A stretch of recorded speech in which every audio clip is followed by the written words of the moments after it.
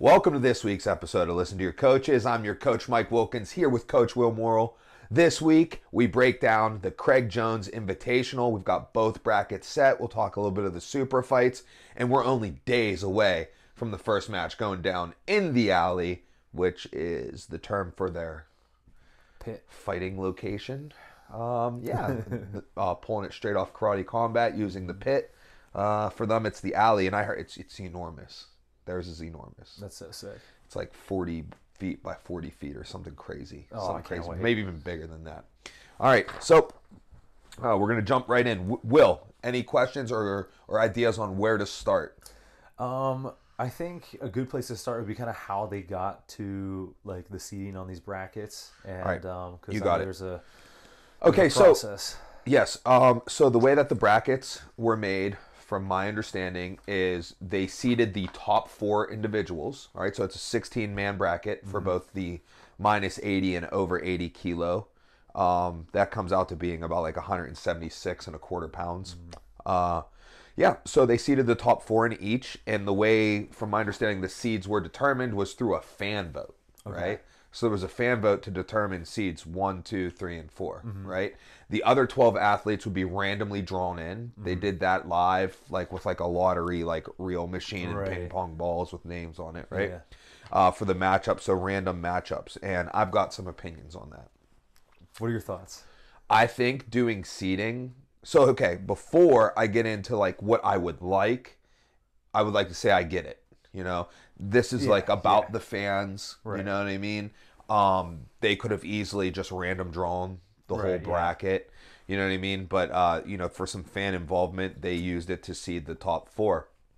With that being said, the seeds are ridiculously inaccurate from what seeds are meant to be. Right? I think they made the right choice doing it the way that they did it, but I'm like somebody who's like a little bit more like pure to the art. Also, I think I should preface this by saying that Mike is the bracket master. Like, if I was making a tournament of literally anything, could be something that he knows nothing about, he would be the one who runs the brackets because you're really good at it. Yeah, I spent a lot of time growing up looking at brackets. Been wrestling since 1991, and just like I don't know, I've always been fascinated by the brackets. You know? Dude. Like, I'd go check my bracket, check your bracket, be like, oh, you got to win these 3 matches, and if you lose to that guy, you're gonna drop down here, and you're gonna have to win 2 more to take third. Like, you know, if we take numbers and wrestling and we smush them together into one thing, it's all of your top activities. Yeah, there should be money ball for wrestling. All right, so anyhow, in my opinion, seeding should be based off of your body of work, right? What you have done, your resume, so to speak. Yeah.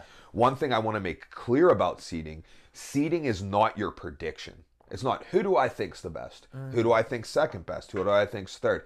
It's not that. It's not your prediction. It should be based off of their body of work. Now, this becomes easier, and I think a lot of people will be able to relate to that, especially like most people are into sports. Right?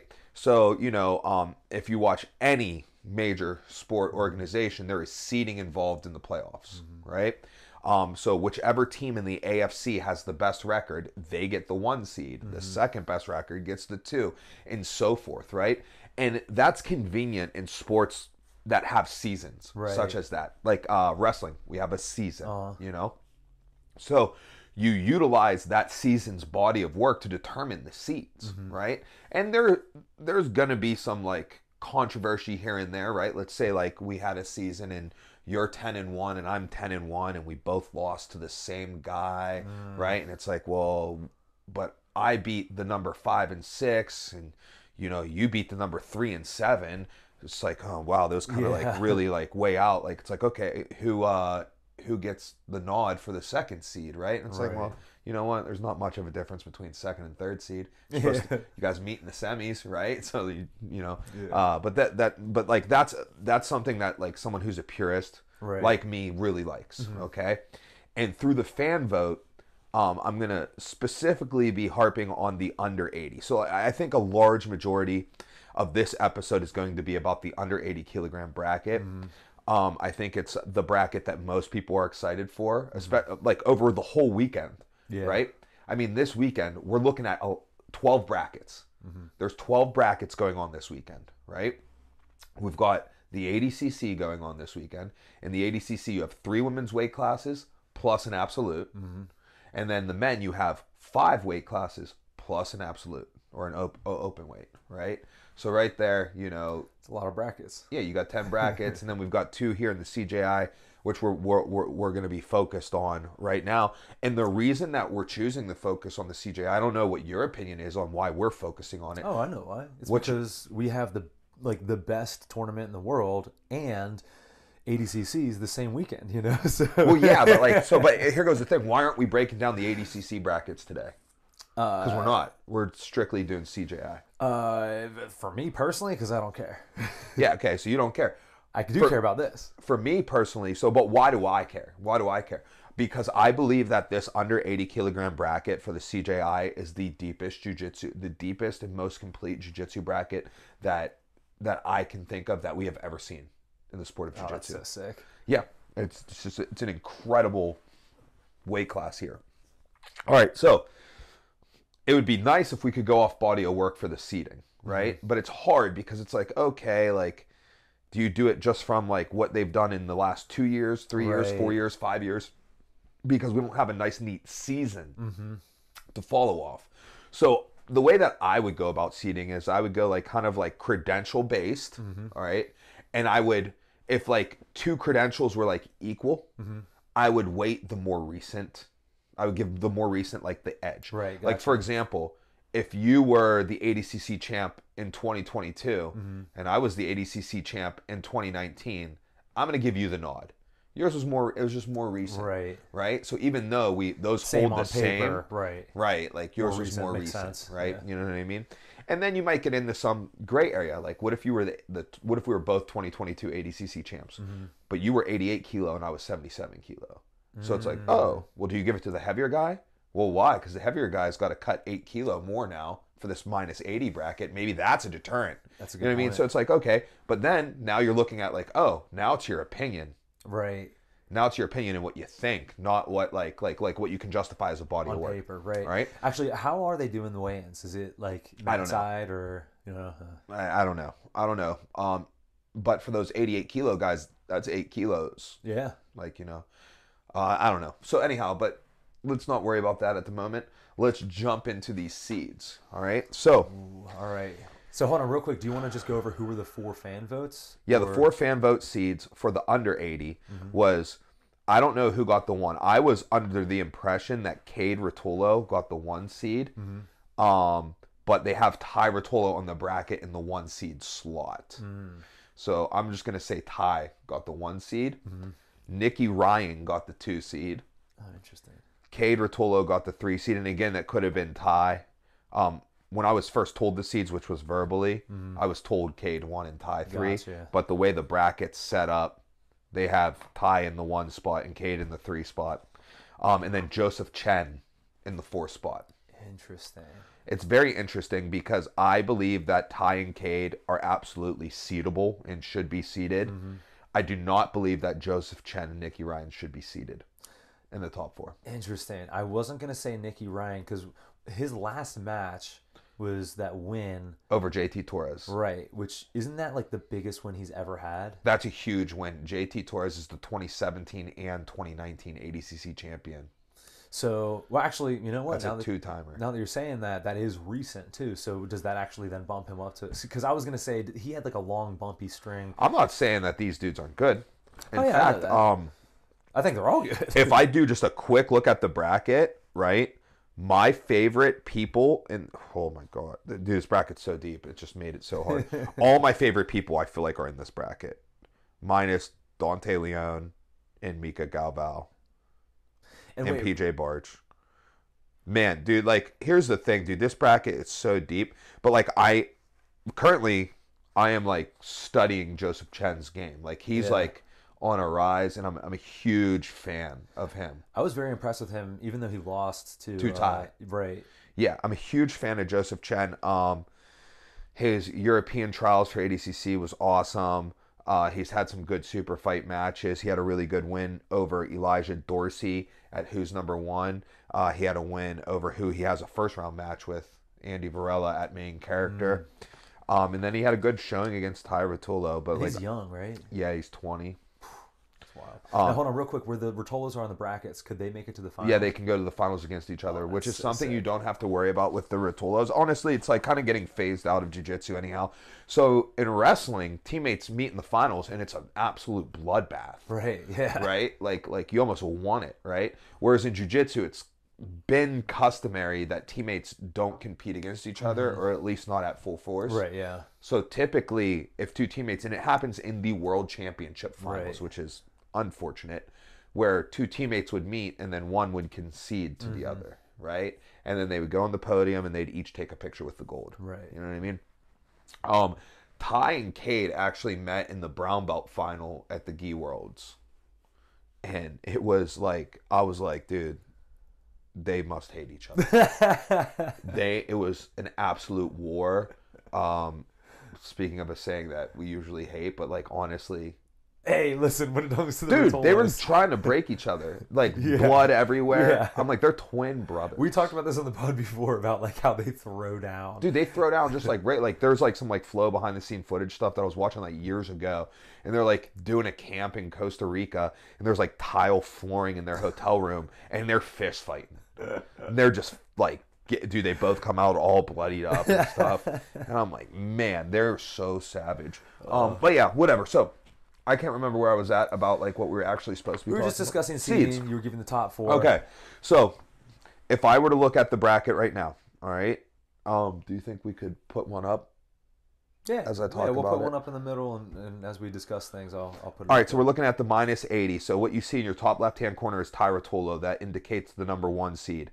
And then you look all the way down to your bottom right-hand corner. That's the diagonally down. That's Nicky Ryan. That's the 2 seed. Straight up in your top left, Kade Ruotolo. That's the 3 seed. And again, I was told that Kade was the 1 and Ty was the 3, but that's neither here nor there.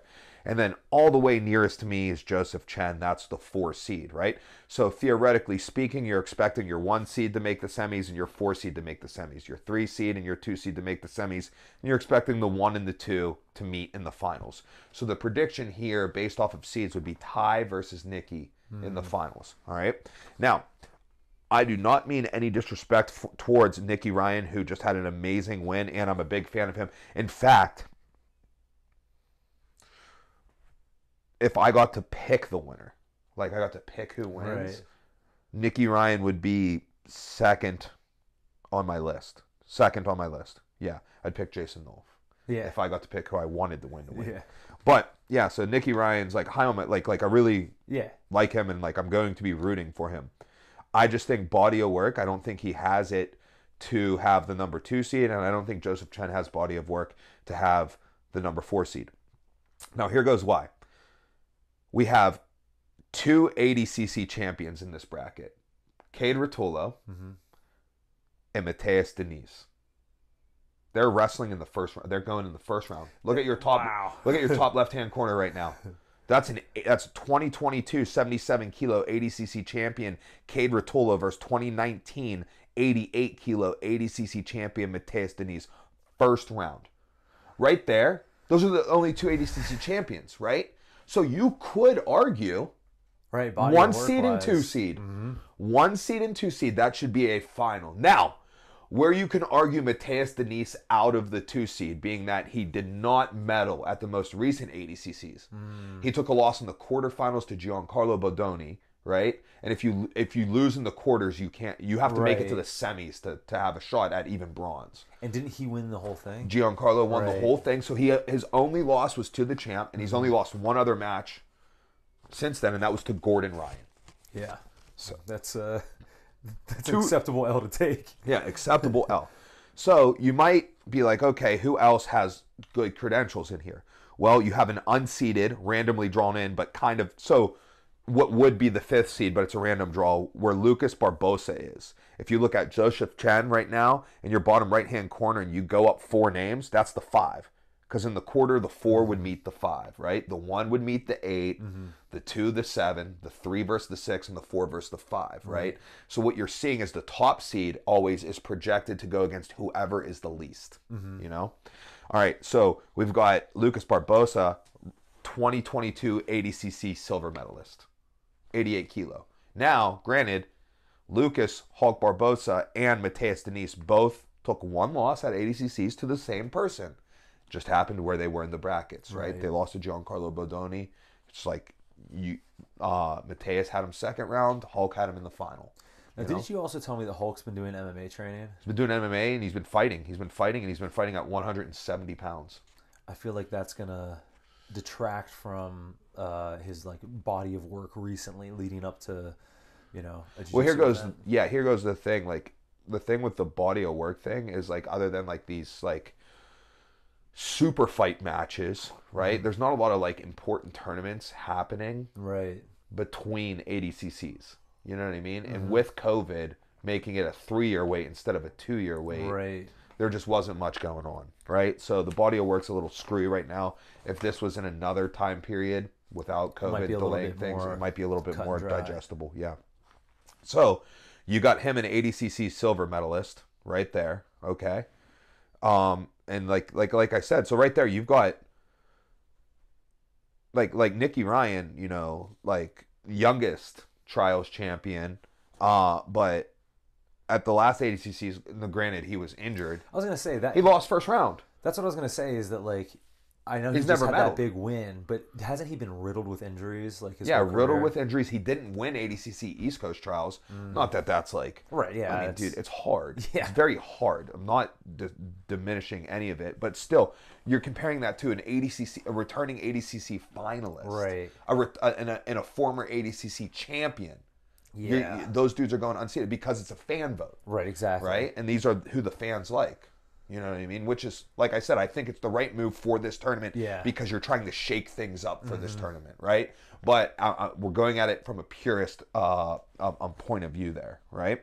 You got Roberto Jimenez, right? Who is the IBJJF black belt open weight champion from just this December. That's pretty big, right? Too. Like, you know what I mean? Like, these are all bigger credentials than what Nicky Ryan and Jozef Chen have. Right. You know? So the way I would seed it is I would have to go Kade number 1. My number 2 would either be Matheus Diniz. Number 2, you got to start talking about Ruotolo, Lucas Barbosa, and Matheus Diniz. Like, which one of those should be the number 2? Right. Right? And the reason being is Matheus Diniz, former champ, only loss was to the current champ. Happened to lose to him in the quarters. So him and Lucas Barbosa, kind of the same deal. Just who caught him in the bracket, right? Now, in that same bracket was Ruotolo, who lost first round. But then Ruotolo went and did the open weight, beat Felipe Pena, lost to Marigali, beat Pedro Moreno. So he beat Pedro Moreno, then Felipe Pena, lost to Marigali, and then he beat somebody for bronze. I can't believe it's... Okay, so he got bronze and has... In the open weight. So it's like, all right, what do you value more? A weight class silver or an open weight bronze? That's hard, but I'd say between Hulk and what's his name? Matheus. I would give it to Matheus because they both lost to the same dude, but Matheus was a champ at one point. Matheus was a champ at and Hulk has not won a championship, correct? No, he has not. Okay, then I would give it to Matheus. Now, the absolute, that. So here goes. What I'm saying hard. is right here, though, is what we have. Is like, so yeah, this is where you get into like some like seeding like matters, all right? Right. And so like, what you see is like Cage should be the one, and then you got Ty, you got Hulk Barbosa, and you got Matheus Diniz that you can make arguments for, in my opinion, for the 2. Yeah. Right. Well, by default, if you're not arguing for anybody else for the 2, well, there goes your 3 and 4. Exactly. Right. There goes your top 4 seeds. All right. So it's like, all right, dude, throw them in there however you want. Yeah. You know what I mean? Like if we're really struggling on it, like, fill them in. Like, you know, like, okay, then. Like the way you look at a bracket, like look where Kade and Nicky Ryan are in the bracket, right? So that's the 2 and 3. They're projected to meet in the semifinal. So it's the same. It's roughly the same. Right. It's roughly the same. All right. Especially with a random draw for the rest of the bracket. Yeah, that like if you seed all 16, then like the seeds matter a little more. But in my opinion, I would run Kade Ruotolo the 1. I would go. I think here goes the thing. Like I'm really feeling the absolute bronze over the weight class, and especially because he's little too. But For absolute. Okay, here goes what I'm doing. I'm going Kade the 1, Matheus Diniz the 2 as a ADCC champ. Mm-hmm. Ruotolo the 3, Lucas Barbosa the 4. All right. That so what makes you sense. still have Kade and Ty on the opposite sides of the bracket, right? And right now they're at 1 and 3 anyhow. Are they the most popular guys in this? Do you think? I think so.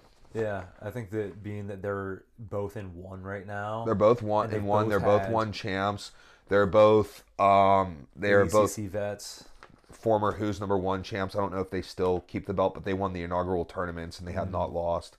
And their style. They've done well in it, like Kade ADCC champ, Ty ADCC openweight bronze. Their style, they compete in the gi. Kade has just fought MMA, right? Like they're very, and also here goes the thing, they've been on the national scene since they were children. So here's the thing, like I've known of the Ruotolos since they were preteens. Yeah. You know what I mean? So like they're 21 years old right now. I've known who they are for more than 10 years. That's so nuts. You know what I mean? Yeah. So like, yeah, who's the most like known? Right. The Ruotolos. Yeah, that you know makes what I sense. mean?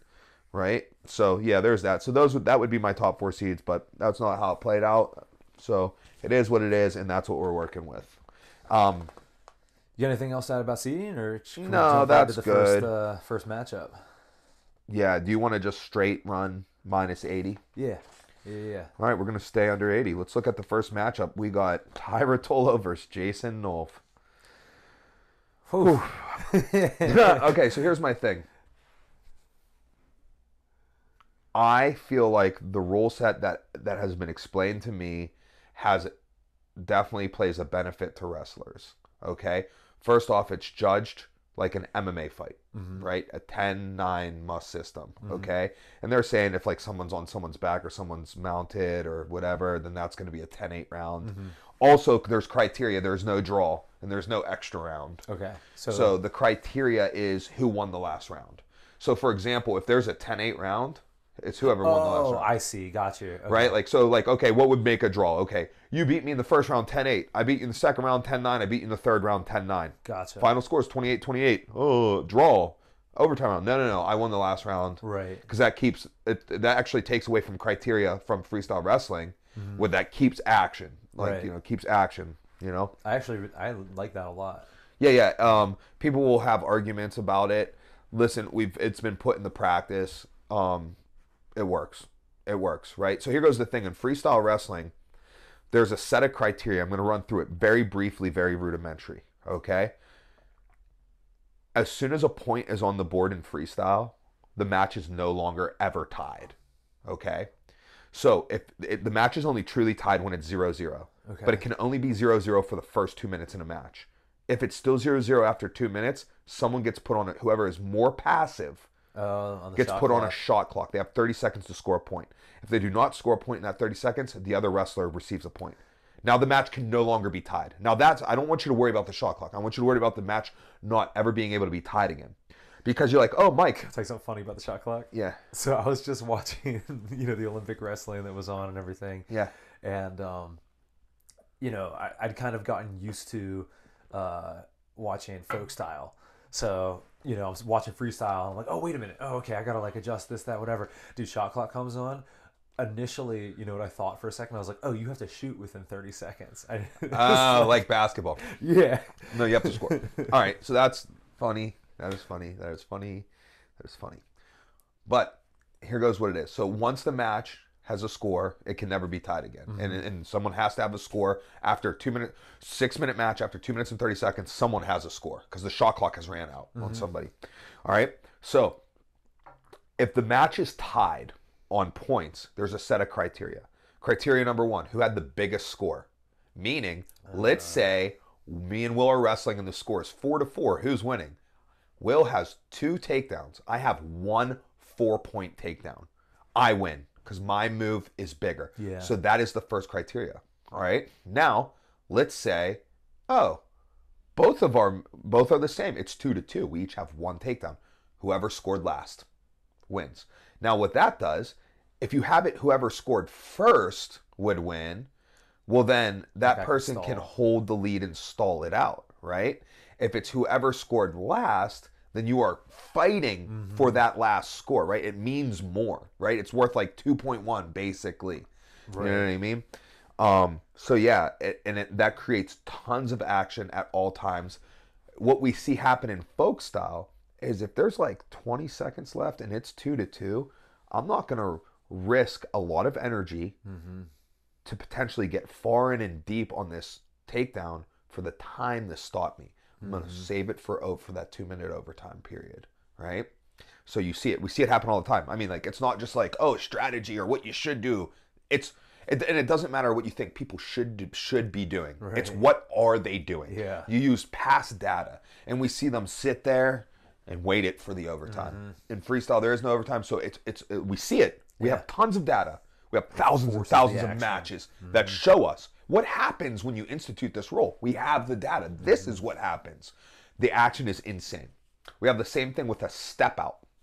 If you step out of bounds in freestyle, right, it's a point to your opponent, right? And it's like, oh, no, people are just going to try to push people out. It's going to turn into sumo. That was the argument, right? And there was an element of that at the beginning until wrestlers adjust. And now it's phenomenal. We have the data. We have it, right?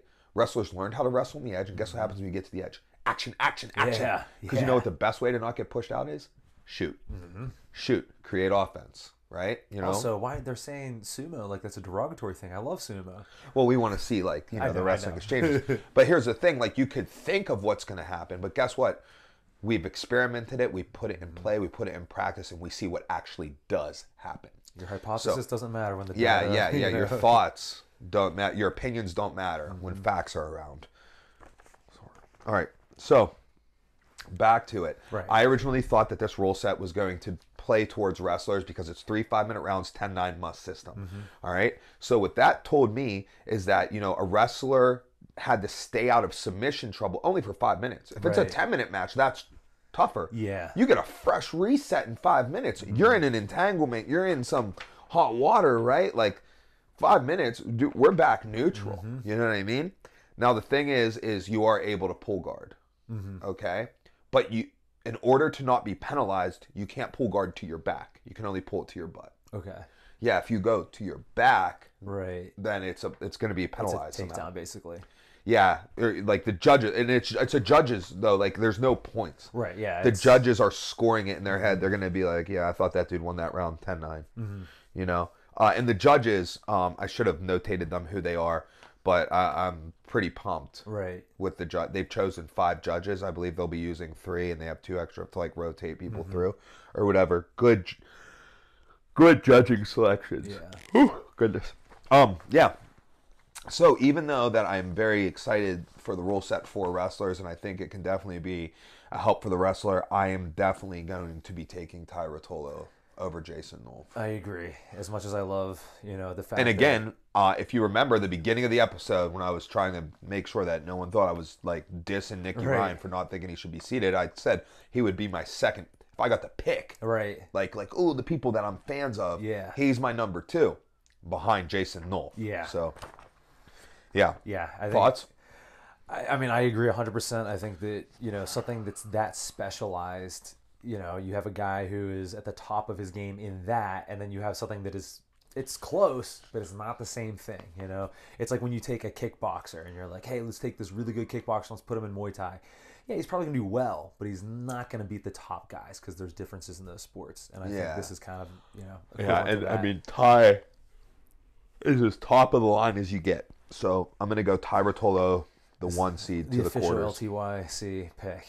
Yeah, I'll put them on the bracket that we put up here. Yeah. All right, so then we got Roberto Jimenez versus Levi Jones-Leary. Levi Jones-Leary, traditionally a gi player, has really embraced no-gi as of late. He won the Asian qualifier for the ADCC 77 kilos. It's like Australia and like some Asian country, however they do that jurisdiction. Right.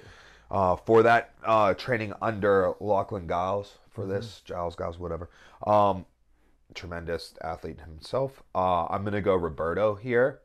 I think Roberto, he has wins over both Ruotolos. That's impressive.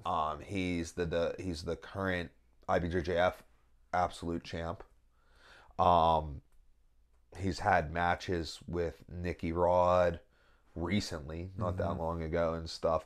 I just feel like, Levi plays a real bolo heavy game. I feel like this style of rule set really plays more towards Roberto's game, and I just think like I'd actually take Roberto over Levi in any rule set. So, also, how big are they? well, Levi's a true. Actually, he's a small. Levi's a small 77 in my opinion, and Roberto, he wins big boy stuff. Right. Yeah. But yeah, he did 77 kilo last 2 years ago. He weighed in at like 200 pounds against Nicky Rod though. So yeah. You got me convinced. I mean, I'm going Roberto all the way, which will set us up for a tie Roberto quarter, which should be the most spicy quarter from my estimation. We drop down. We've got Lucas Hulk Barbosa versus Kenta. I'm just going to go Kenta there. Say Kenta Iwamoto. Yeah, that was my best shot. Kenta, 3 or 4 time trials winner. A win over Joseph Chen. Training at B team right now with Joseph Chen. They're like boys, yeah. Boys. He qualified for the ADCC at 77 kilo, but he also qualified in the past at 66 kilo, whereas you have the returning silver medalist at 88 kilo, Lucas Barbosa. I think Lucas Barbosa takes that match handily and moves on to the quarters. I would agree with that. Yeah. It's going to be hard to put Lucas Barbosa down. He's got tremendous top pressure. Yeah, it's gonna be a tough one. All right, then we got Andy Varela versus Joseph Chen. This match is gonna be spicy. If you guys want to check it out on Main Character Jiu-Jitsu's YouTube page, it is now free. They competed against each other in late June. I didn't realize it was that recent. Yeah. I mean, from match to match, 6 weeks maybe, roughly 6 weeks. Yeah. Joseph Chen won that match. Yeah. How do you win? I believe he had a sweep and a mount. Okay. Not 100%. It was very competitive. It was a competitive match. I'm going to take Joseph Chen again. Andy Varela is like a very aggressive. He's got really good wrestling, dynamic guard passing, and he's very, very aggressive. Right? I feel like when you get those super aggressive guys in combat sports, it's one of those deals where it's like they could beat anyone on any given day, but like generally the better guy's gonna win. So Andy Varela is known for like slapping people. Like I'm not a fan of it. You know what? I'm not either, even though I'm a striking coach. I don't like that. But well, here goes the thing. In a little bit of his defense, people seem to always be doing some shit to him.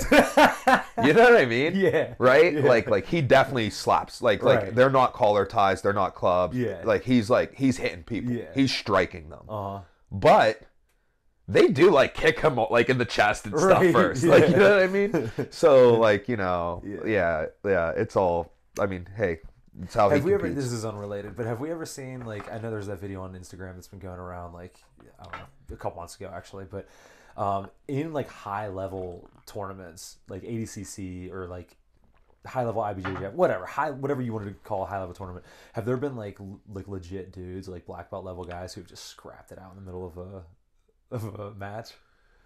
Yes. Of course. Like, are there any like notable names that I would know of? Like, no, nobody you would know of. Okay. No, Right. No.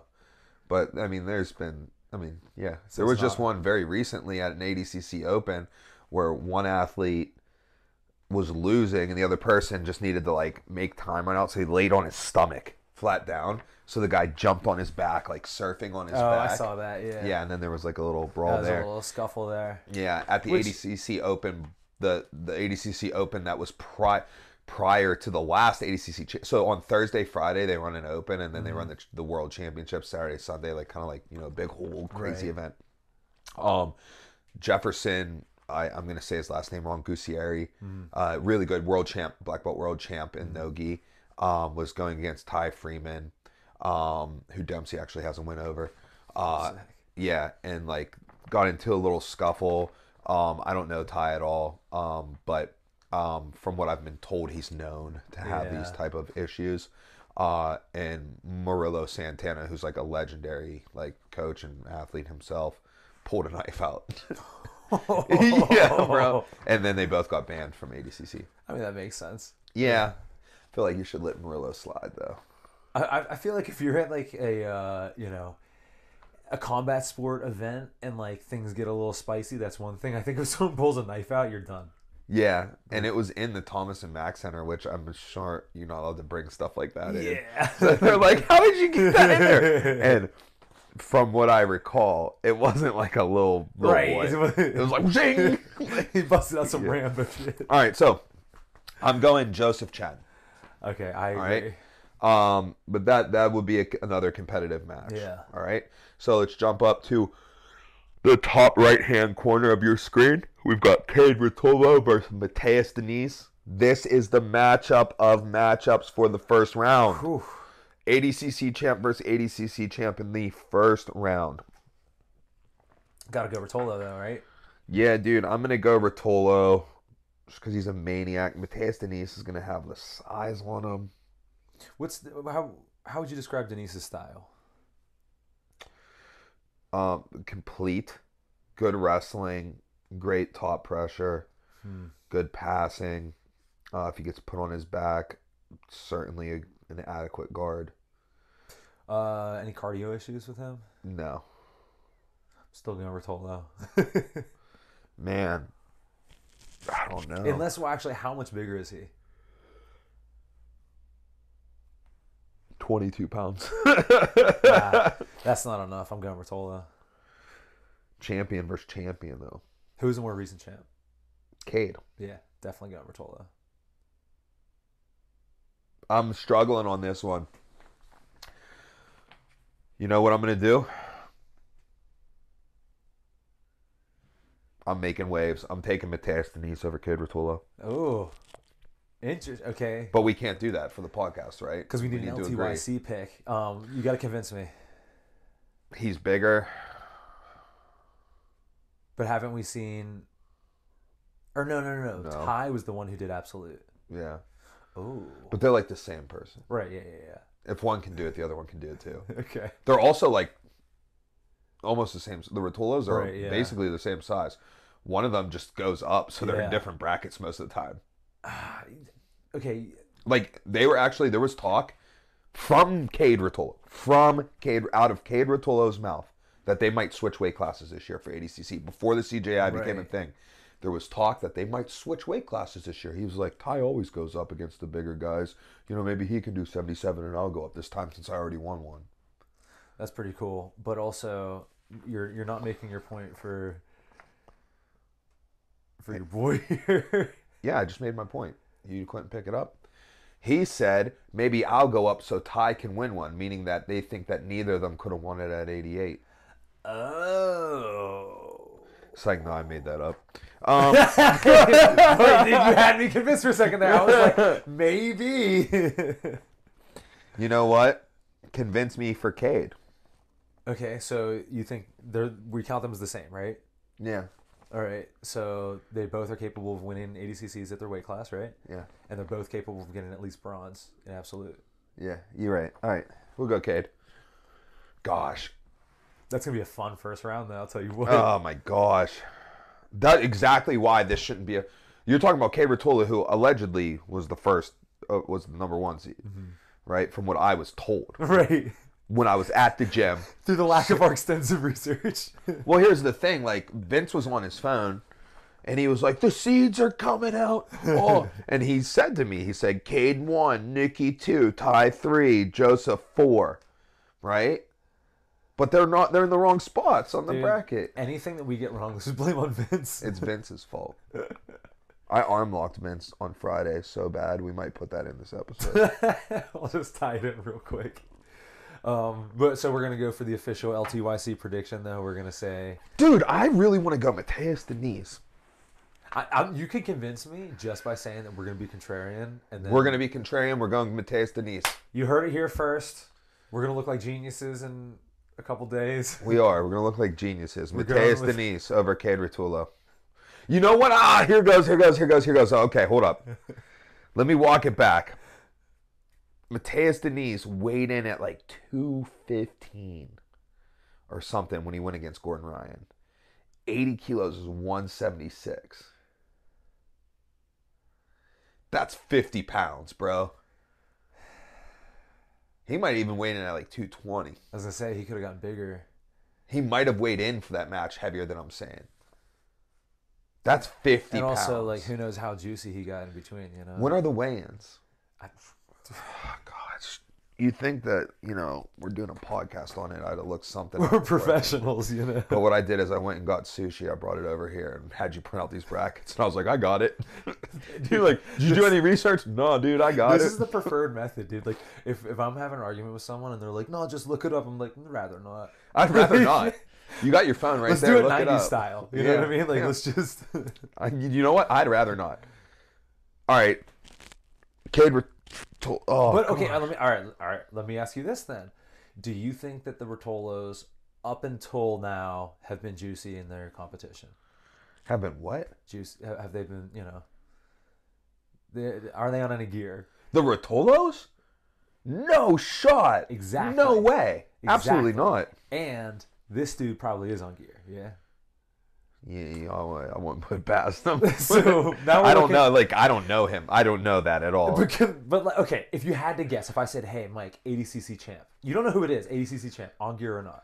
I'm gonna go on gear. Yes. Okay. So we have someone who's got man strength on gear, potentially 50 pounds bigger, but happened to make this weight. And Cade's a goer. Cade will go for. Okay, that's a good point too. Is weight cutting. This is the toughest match. First round match to pick. It might be like this is what I'm saying. Remember when I seeded these? When I gave my opinion on seeds, it was the 1 and the 2. Okay. So like the type of discussion we're having right now should be seems like a finals to me. Yeah. So okay, but to clarify this though, Cade's style is very much like he uses cardio. I'm going Cade. I'm going Cade because I think the judges are going to like that. Cade's going to get more attacks off, and Matheus is going to be more positional. And I think Cade's going to be hard to hold in position. Mm-hmm. I think in this rule set with this scoring system, with the fact that, like...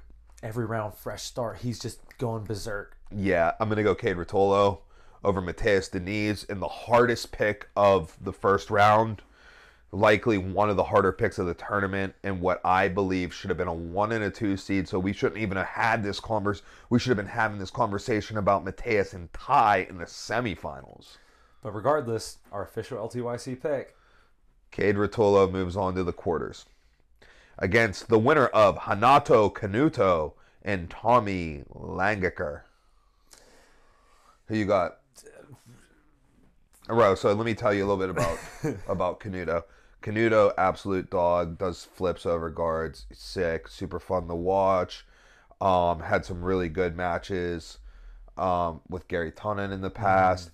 He was the Kasai champ, beat Wagner Hocha twice in Kasai. I was there for it, for one of them in person. That was really cool.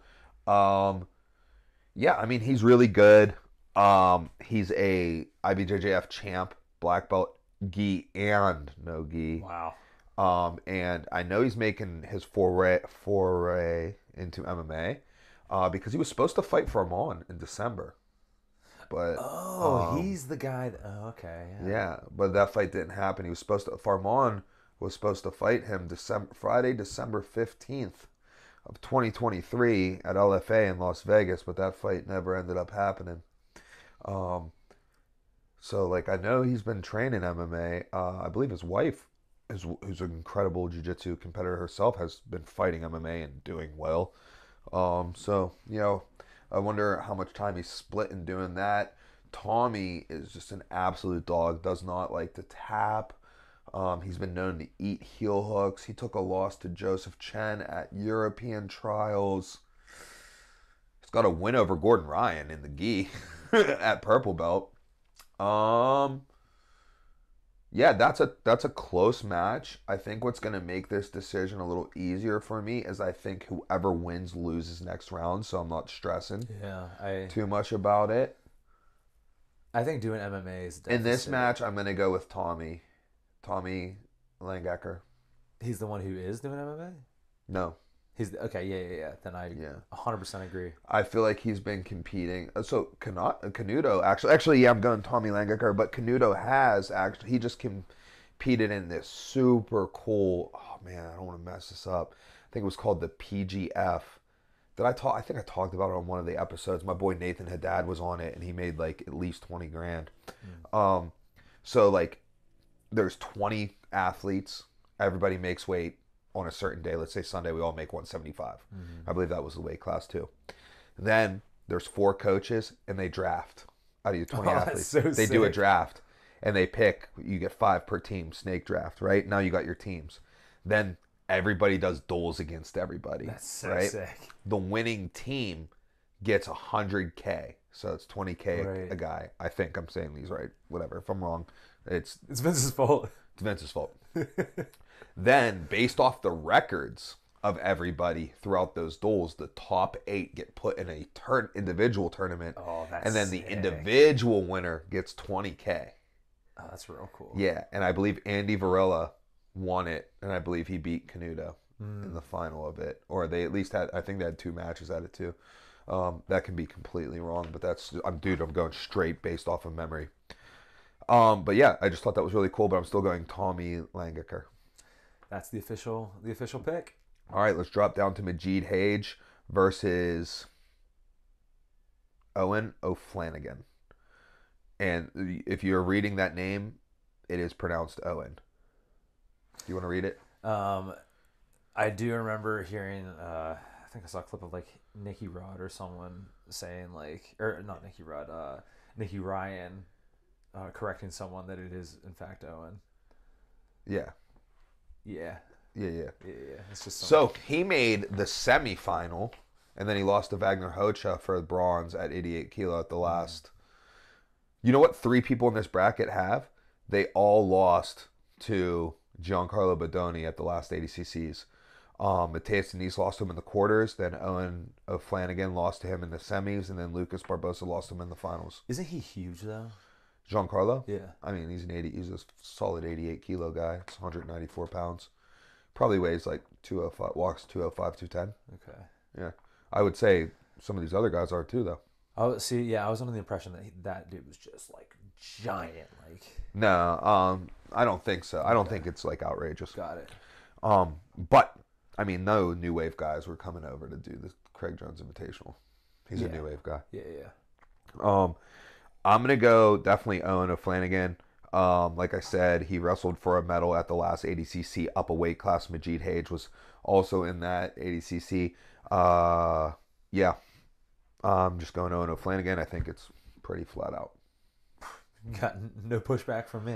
All right, now we got a banger of a match. We've got Nicky Ryan versus Andrew Tackett. Andrew Tackett is so fun to watch, and he is very good. He is the 2024 ADCC West Coast Trials champion at 77 kilo. He just finds his way to the back. He's an incredible scrambler. His gas tank is phenomenal, and he's just non-stop, like, hunting. Yeah. You know what I mean? Has wins over Big Dan. Rear naked choked Big Dan on the Who's Next reality show on Flow. Flow did like an Ultimate Fighter for grappling kind of deal. And yeah, he rear naked choked Big Dan on that. Has some other good wins. Has a really good win over PJ Barch. Nicky Ryan with a big win over JT Torres. This match is definitely a conflicting match, but my gut says Nicky Ryan has the advantage in the leg exchanges. Interesting. So I think that, and again, coming from a significantly less educated viewpoint, I'm just concerned about Nicky Ryan's health. Okay, so let's talk about that. I'm concerned about his health. I'm also concerned about his gas tank. Those are the two things that are really like standing out to me. He does seem to always be hurt. He's like 23 years old. And for as long as I've known who he is, I've known that he's like very prone to injuries. Yeah. You know, and like gets him like in training. Yeah. Oh yeah. So yeah. he's probably going into this hurt is what I'm assuming. I Also- wouldn't be surprised. Also, I saw a B team picture of everybody doing the ADCCs in the CJI, and he wasn't in it, which leads me to believe he was hurt and not at practice. So let me ask you this too. Gas tank wise, do you think that the guy who's got a better gas tank has an advantage if it's 15 minutes straight versus 5, 5, and 5? I actually think the guy with the better gas tank has an advantage 5, 5, and 5. That's what I thought too. Okay, I'm glad you said that because like it's like okay, that guy gets like the guy with the less good gas tank gets to recover for a minute, but the other guy gets to recover for a minute, and his minute of recovery is worth so much more than someone who's not as good of a You are nailing it, and dude, we're gonna double down. It's exponential, bro. Where do we reset? standing. In the position that Yup. requires some of the most Exactly. energy, right? When are you gonna get into some position like you finally got this dude in like a leg entanglement in a position that is now slowing down the pace and not causing this action, and now you got to restart. Yeah. Hands off, right? Like it's most tiring when there's a lack of control. There's a lack of control, and we're going back to that. So I think it favors. Right. With that being said, I'm going Nicky Ryan. Just on experience. Experience, bigger win. Yeah, experience, bigger win. He's just got better leg locks. I think Andrew Tackett is potentially prone to being leg locked. How old are they? The both? Tacketts. So Nicky's like 23 and Andrew's like 21. Nicky's only 23? We can Somewhere around there. Gotcha. Yeah. Okay. Yeah. That's crazy. Wasn't he like 16 when he beat Faber? Yeah. That's so nuts. Yeah. Yeah, you know what I mean? So like I'm going to go Nicky Ryan there. Okay. Yeah. I'm with that. But keep your eyes open for Andrew Tackett. Had been placed in other spots. Like he is not like he is definitely someone who like if I were to like, so like, you know, if this was seeded, like He'd be in the top half? he'd be in the top half. Okay. Yeah, in my opinion. All right, that puts us in the quarterfinals. So let's jump up to our top quarterfinal. Ruotolo versus Roberto Jimenez. This was also a quarterfinal in the ADCC 2022 77 kilo, except swap tie out for Kade. Kade ended up submitting Roberto in that match. Roberto does have wins over both of them. He will be likely the bigger athlete heading into this. That's a tough match. It's a tough match. I'm going to say Ruotolo, kind of like harboring back to like the cardio thing. Not that I don't think Roberto has tremendous cardio, but I think like Ty is a pusher. Yeah. Will put pace on, and I think that'll play. I think the Ruotolo style definitely. It's just so hard to deal with. Yeah, because so they create chaos, and they're so good at jumping onto the little opportunities that chaos presents, while still like being. It's not even like defensively sound. Like they leave openings, but when someone goes for one of those openings, then they're defensively sound. You know what I'm saying? Yeah, Does that dude, make sense? Oh yeah, that makes sense. So we're moving Ruotolo into the semifinals. All right, down below we got Lucas Hulk Barbosa versus Jozef Chen. We've got an unseeded Barbosa versus the 4-seed Jozef Chen. I am 100% going Lucas Barbosa, and I cannot see this going in either way. Interesting, because you've spoken very highly of Chen. Oh, I mean, he's one of my favorite Like, I literally... So here goes what I do. At night, I go home after training, right? Eat some dinner. It's usually late. My beautiful wife stays up and cooks me has dinner ready for me and heats it up for me after she worked all night putting the kids to bed, which is the worst time of the day, right? So I talk about this like I have my kids a lot. So like when my wife works during the day, right? So she gets up early in the morning, gets ready, she goes to the office, and she's at work she's there from like 8 to like 5:30, right? So I have the kids, right? So like hour for hour, I have the kids. Like I'm with my kid. I'm like, you know, taking care of the kids more, right? But then she comes home and then I go work, right? I go to work at the gym, you know, and I get home around 10. So she has them from like 5:30 and like dinner, bath, bed, and then I come home, she has dinner ready for me. I would never trade that. People like from the outside looking in, you might be like, "Oh, you're doing so much more. You have like 10 hours, yeah, and then you like tag each other out, and she's got the next 3. I'm like, those 3 are the hardest 3 hours. Like, dude, I would do 14 hours to not have those 3. Like, those 3 hours are the worst. Brutal. And when I'm home for those, like, I'm like, man, I wish I had worked tonight. They are tough. They are tough. I can't remember the whole. That's what I'm doing. Come home. Boom. She's probably tired. She had to get up early, work all day, and then come home and get rewarded with having the worst part of the day with the kids, right? You know, no, I'm sure she loves it, but like it is definitely difficult. So then I just like chill, and like I recently discovered how to use YouTube. In 2024, Vince and Paul, they make fun of me for it, but like I only use YouTube. I'd look up something and be like, hey, how to replace a bathroom faucet, like, right? You know what I mean? Or like how to fix a garage door, like, you know, like that's what YouTube was for me. You know, occasionally I'd be like basic Kudakov highlights. Yeah, I mean, like that's what I knew YouTube for. Right. I recently, and we're on YouTube. Yeah, you can tell who does not do any of that stuff, right? So yeah, like, to be fair, our YouTube videos aren't exactly great either. It's not like I'm killing it. no, but you know how to upload them, and you know we have a channel. Yeah. Yeah. We have a channel. I didn't even know what a channel was. Yeah, I'm at least aware that exists. Yeah. So I found the B Team channel, and I'm like going down a deep dive. I'm like watching their training and stuff, and then like I'm watching Joseph Chen, and I'm like, oh man. So then I just basically go back and I watch like every Joseph Chen match in 2024, and like I've been like studying him, right? Yeah. Right. So like I've been watching him like relentlessly. Yeah. For months now. Like he's like my favorite person to watch right now because he's also competed a lot in this like last chunk of time, you know. So like a lot of stuff he's doing, like I'm really interested in. So I've been like studying him. But with that being said, he's going to get beat by Lucas Barbosa here. So that's going to put a Ruotolo versus Lucas Barbosa semifinal on that top half. All right, let's run our other quarterfinals. So as a team, we took Kade Ruotolo over Matheus Diniz in the hardest decision of the tournament so far. And we took Tommy Langaker over Renato Canuto. And like I said when making that pick, Kade's going to win. Didn't matter because I was taking Matheus or Kade over them. So we're putting Kade on into the semis. Should be an entertaining match. Those are some good style matchups, but Kade is definitely a favorite there. Yeah. Drops us down to the bottom side where we have Owen O'Flanagan versus Nicky Ryan. Wow. That is tough. Owen O'Flanagan is pretty nice, especially in the leg lock department. It's a little bit bigger than Nicky.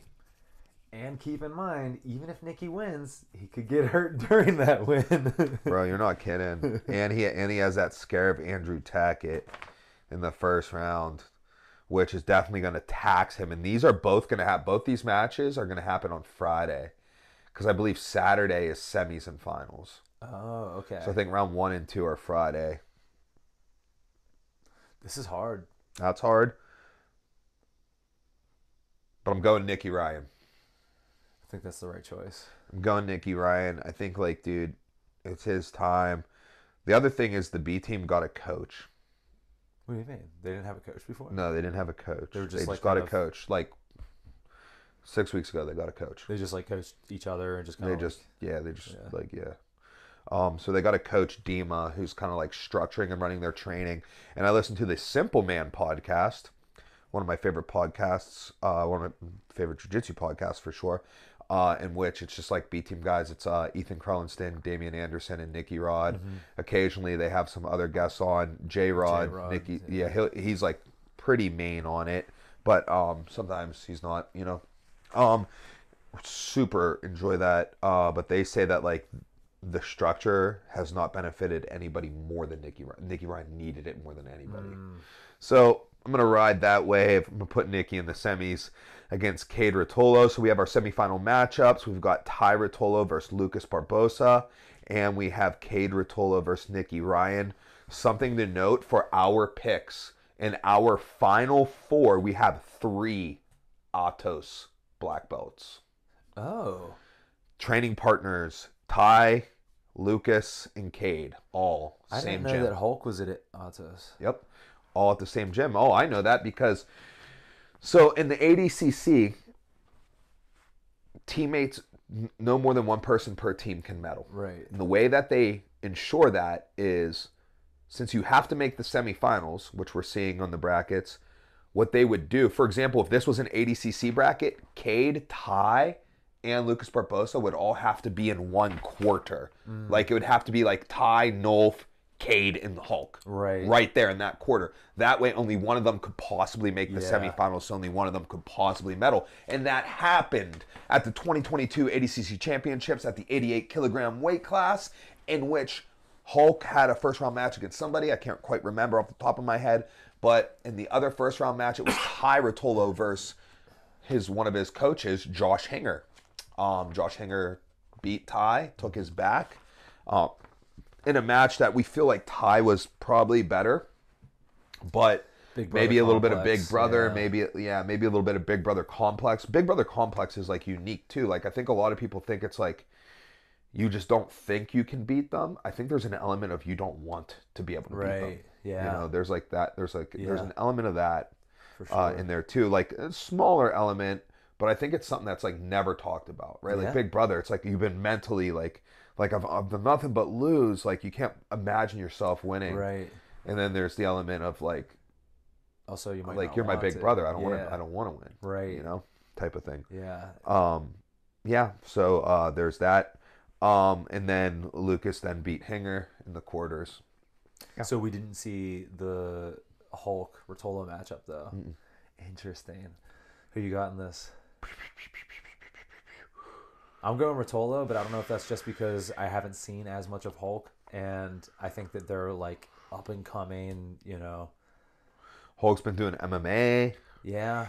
I don't think he's been doing enough MMA to take him out from Joseph Chen, but I'm going to go Ty Ruotolo over Lucas Hulk Barbosa in a very tough pick. That match is going to be tough, but I think this rule reset and Ty's relentless style is going to put him in the final, and then that puts us to the other semifinal of Kade Ruotolo versus Nicky Ryan, and I'm going to go Kade Ruotolo here.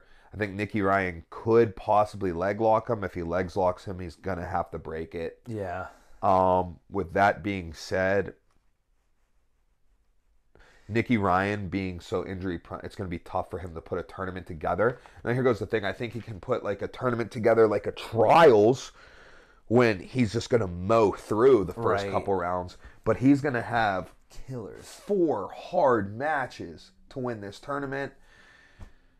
I just can't put my money on that. So we have a Ruotolo versus Ruotolo final for $1 million. Whew. I am not 100% sure, but I am fairly certain that Ty is 3-0 versus Kade. Oh, interesting. Is it time? Are they actually twins? They're twins. Oh. Is it time for Kade to take over? The passing of the torch. Or does Ty maintain his dominance? Maintain it. Part of me wants to go Kade for laws of averages, being that they're basically the same. You know, so like, I mean, to me, it's like, all right, we flipped a coin, it landed head 3 times in a row, right? What's the odds of it landing heads 4 times in a row? You know? High enough for me to take Ty Ruotolo as our champ. I'm going Ty Ruotolo, 80 kilogram bracket champion, $1 million winner. I am almost certain they're splitting that $1 million. Yeah, dude. I am almost certain. I'm almost certain that they don't have their own bank account. I'm almost certain that they just have one bank account. They do everything together, which they should. Like they have like a whole like they're opening up this like gym in Costa Rica. You know, they're like their Instagram. They don't even have separate Instagrams. It's just Ruotolo Brothers? The Ruotolo Bros. Yeah. So you know what? Whatever. That's $1 million to the Ruotolo Bros. Yeah. Here goes one thing that you guys can bet your bottom dollar on, even though it doesn't matter who wins this because they're sharing that $1 million. It's going to be a bloodbath of a match. Oh, yeah. It's going to be a bloodbath of a match. It's going to be highly entertaining, and they will be giving it 100%. Yeah. And I guarantee that. Oh, man, that'd be so exciting if we get it. So exciting. All right. Well, that's our under 80 kilogram bracket, the best jiu-jitsu bracket in history. Oh, that's What are your thoughts? What are your thoughts on those selections? I thought they were good. The only one that I'm like a little shaky on is Nicky Ryan, just because I'm worried about his health. Because like if he comes in healthy, I think that we're right. I'm shaky on that too, but here goes another good reason to pick Ty. Is Ty is gonna make it. We're not sure Cade's gonna win the first round. Right? Yeah. Yeah. Could you imagine that? Us picking Cade as the champ and he's losing, Right. but he's got to go through Matheus Diniz first round. Like that, you know what? That's a really good idea too. good reason to pick Ty. In a week, I can pull a clip of us like, yeah, Ty's gonna win. Yeah. Yeah. All right. Yeah, dude, that was cool. That was a fun little breakdown. Yeah. That's tough. It's tough, and I think that's what makes that bracket great. The fact that we had a finalist, and we're like, who wins the final? Which Right. Ruotolo? But yet we spent literally the most time. If you put a stopwatch on every match, the longest we spent on was Cade versus Matheus. Yeah. Yeah. That was a tough choice. So yeah, deep tournament. Some people I would like to see in this tournament. If you could make additions, who would you add? Gary. Gary. Yeah. That'd be good. I'd like to see him in it. I'd really like to see Mika Galvao in it. That's the big name you want in it. Dante Leon and PJ Barge. Yeah. So, Are they all doing ADCC? they're all doing ADCC. Interesting. So the 77 kilo bracket, that's a strong, in my opinion, top 4 there. Yeah. So you still have that going there. What if the winner of the 80 went up, took their money, went over to the T-Mobile Arena on Sunday, and as soon as whoever won the 77, they put their money down and was like, my million versus yours. Yeah. Mo, back them. Yeah. Back them. My Yeah. million versus yours. ADCC, CJI, head to head. Dude just stormed it. My million versus yours. No, someone else came up with that idea. I stole that. But Oh, you know, whatever. You can take that as yours. Because, dude, think about it. If Mo doesn't back him, then he looks like he's scared. yeah, but like if you're gonna be like, you look like you're scared, and I'm like, yeah, it's $1 million. I'm scared. Yeah, I mean, don't get me wrong. I wouldn't. Yeah. But also, like, you know, then Craig would just be talking the meanest shit.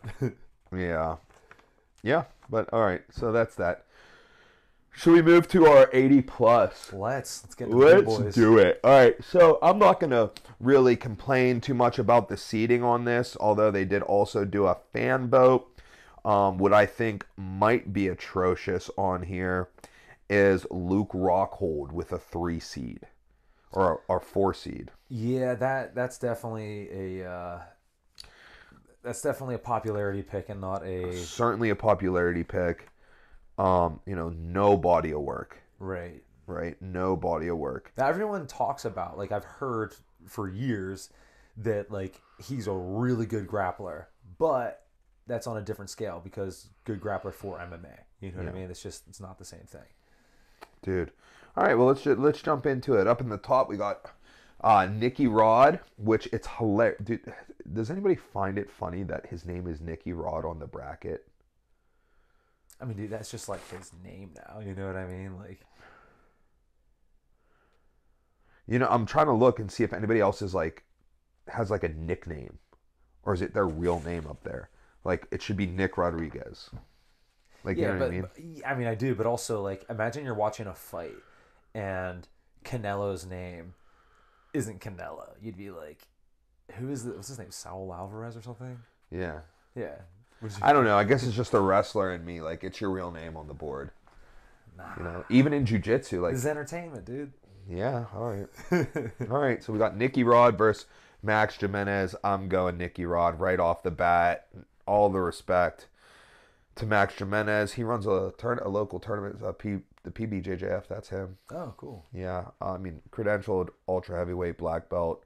But yeah, Nicky Rod to the quarters. He's just a beast, dude. All right. Then below we've got Owen Livesey versus Muhammad Ali. Muhammad Ali, I have not seen him grapple since like 2019 ADCC. I was gonna say the last I heard of him, I think was the time that Lachlan heel hooked him in the absolute. No, I was gonna say when Lonnie and Breeze went and trained with him, they were like, "Yo, this dude's really good," but that was like a long time ago. Super big dude's been focused on MMA, from my understanding. I just feel like he's been, from what I've been told, he's been focused on MMA, right? Mm-hmm. And then, dude, it's been since 2019. Like, what are you doing? Yeah. If you made that switch over to MMA, you should be doing something. A bigger name in MMA right now. Yeah. You know what I mean? Owen, good judo, good foot sweeps. Oh my goodness. Dude, I don't even know. I feel like they're just going to stand there and club each other for 15 minutes. Well, has Owen been doing a lot recently? Yeah, here and there. Okay. Yeah, he was in a quintet. He didn't we watch his Polaris match? Was that you? I think so. We were somewhere. We watched the Polaris finals. Maybe it was Vince. We were watching Polaris, and he had a match against somebody who took a short notice, and they literally stood for 14 minutes and 30 seconds and just pushed each other out of bounds. And then he pulled guard for the last 30 seconds, and then it got declared a draw. Yeah. Not excited about that match at all. Although, like, I mean, I guess maybe in the alley it makes it cool. Right. I'm going to go Owen Livesey. That, based on the limited information I have, that's kind of what I was feeling. Yeah, I'm not feeling super confident about it, but I'll take that. Cool. Let's drop down. Now we have Adam Bradley versus Kyle Boehm. Okay, so that's a good match. Good match. Adam Bradley really stuck it to the ADCC. So he was the -99 West Coast Trials runner-up, losing to Michael Pixley in the finals on a notoriously bad call in which he swept Michael Pixley and did not get awarded the points for it. Then Michael Pixley then won the referee's decision for that. Really felt like screwed like that. Mm-hmm. So when spots opened up and they asked him to do the ADCC, he accepted and then left. He accepted a spot in ADCC. Yeah, and then he was like, I'm out of here. That's hilarious. Kyle Boehm was very good. 10th Planet guy. I'm pretty sure. I'm going to go Kyle Boehm here. Given that I've heard of him more, I would agree with that. Yeah, I'm going to go Kyle Boehm. I think it would be a good match, but I'm going to go Kyle Boehm here. All right, we got Pat Downey. Air Downey. This is interesting. So Pat Downey represented the United States in the 2019 World Championships. 2018 World Champion David Taylor tore his ACL in an exhibition match. Therefore, Pat Downey had won the World Team Trials and was supposed to go against David Taylor for the spot. Mm-hmm. So therefore, Pat Downey got the spot. He ended up narrowly missing out on medaling at the Worlds. So he's a very solid freestyle wrestler. Good throws. I watched him at East Coast Trials. What year was that? Was that 20? Yeah, it was the most recent. No, it wasn't the most recent. It was for the 2020. So 2021 at the East Coast Trials. Watched him there. He did the ultra heavyweight division, even though he can totally make 180. Like, right, yeah. I mean, he wrestled 189. Yeah. You know what I mean? Now, is he completely done with wrestling? He came back and he did the Olympic trials this year. He was at the Olympic trials. So he's less likely to be juicy than these other guys. Yes. Okay. Less likely. Interesting. He's going against Luke Rockhold. I'm going to go Luke Rockhold in this. So, all right, I got one question to clarify some things about this matchup. Is the matchup he did against Gordon, was that real? Yeah. Okay, I'm going with Rockhold then. Yeah, Rockhold. Rockhold. How old is Rockhold? Got to be close to 40. Got to be. Yeah. Got to be. Interesting. I wonder what kind of shape he's he's juicy. in too. He's juicy. You think? Yeah. Yeah. Looks it. It's hard to say though because he's always looked so jacked. Always looked so jacked. Yeah. Even under, like, USADA, right? Yeah. Yeah. I mean, dude, he's got to be almost 40. He should be juicy. I think he's naturally, like, super jacked, but he's probably juicy. But he's almost 40. Like, do it. You should be. Especially if you're doing jiu-jitsu. Just do it. Yeah. It's first off, what if you're not even doing jiu-jitsu? Yeah, yeah, dude. What if you're not doing jiu-jitsu? What if you're, I don't know, a 40-year-old dude who's traveling the world doing cool stuff because you're a former world champion and you're really into pickleball? Yeah. What if you just want to look cool by the pool? Right. Like, dude, it's good for you. Yeah. Yeah, get juicy. Go ahead, Luke. All right, so I'm taking Luke in that into the quarters, which moves us to Victor Hugo versus Lucas Kennard. Lucas Kennard is a late replacement coming in as the last replacement. He replaced my boy Mason Fowler, who I was super excited to see in this bracket. So I don't know much about him, but what I do know about Victor Hugo is that he has not been submitted in competition. Ever. As far as we know, ever. Dude, maybe like blue belt, maybe like purple belt, but like legit high level competition. No. The other thing about Victor Hugo, 2 wins over Nick Rodriguez. Wow. Recent? One recent. One either late 2023 or early 2024. Wow. Yep. Okay. So I got Victor Hugo into the quarters. Yeah. You gotta. Ignacio Santos versus Pedro Alex. Right here, I'm going to have to go ahead and flip a coin. My apologies to these gentlemen. I don't know either of them. I'm sure they're both tremendous at jiu-jitsu. Well, hold on, I'm actually quite familiar. You know them? No. Whoa. That would have been crazy. Wouldn't it?